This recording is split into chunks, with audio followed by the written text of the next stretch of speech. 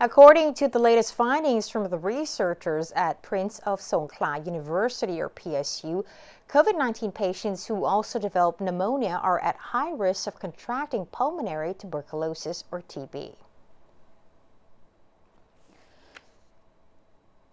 Scientists previously found that the coronavirus is able to attach itself to human internal organs, especially the lungs, which is crucial to the respiratory system. Thus, many COVID-19 patients also catch pneumonia after their recovery, according to PSU researchers during a Zoom video conference held earlier today, while stressing that the combination of COVID and TB is lethal. According to medical Dr. Polakrit Kamwicha, assistant lecturer for the Department of Epidemiology of the Faculty of Medicine at PSU, the research work involved collecting data on tuberculosis medication from early January 2022 onward. The data showed that the majority of TB patients had also received inpatient treatment for COVID-19. 1/3 of all Thais have asymptomatic TB that does not transmit to others, a condition known as latent TB. Therefore, it is possible for COVID-19 to cause fatigue of the immune system, especially in cases with pneumonia, which subsequently increases the risk of TB. The findings have been reported in eClinicalMedicine, a medical journal published by the Lancet group.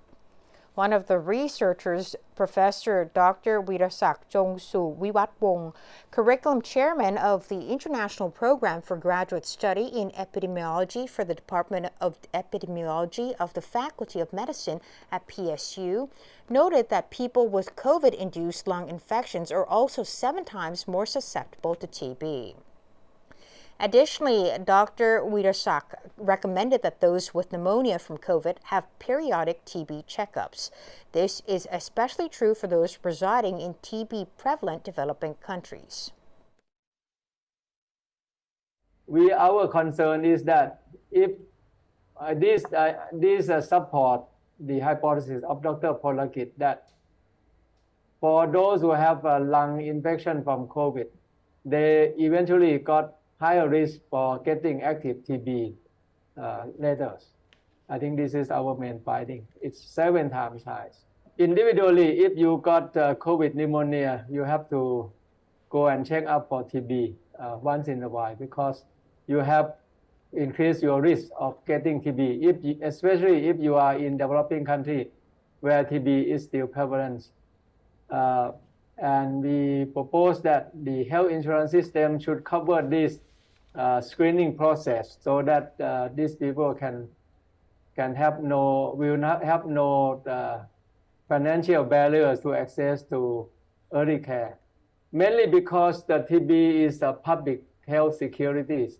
One untreated TB cases can infect and propagate into 9 more TB patients in their lifetime. So if we treat early enough, the infected person will be immediately quickly killed and will not infect the other people. So that's the implication because TB is very chronic, very long-term infection.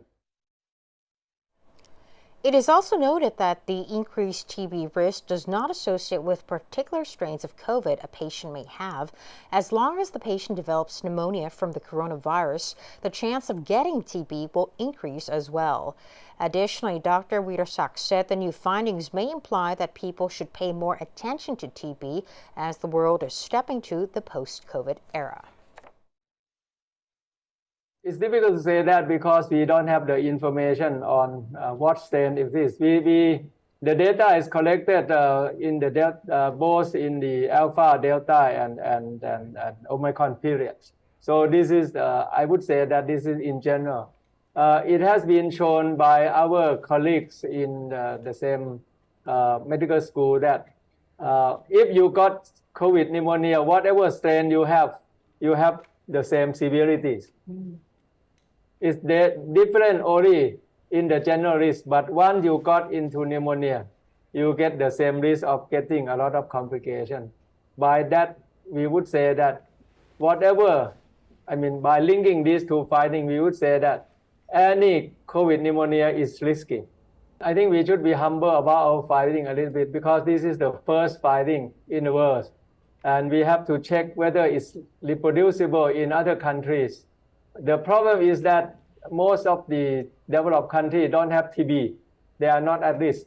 And most of the less developed countries don't have good information system. They don't collect the data properly in the big database. But Thailand is in the middle that can contribute this one. So if there are other countries, middle income countries with the well-organized database and still at high risk for TB and affected by COVID, I think those countries should be tested for this hypothesis again before we get global confirmations.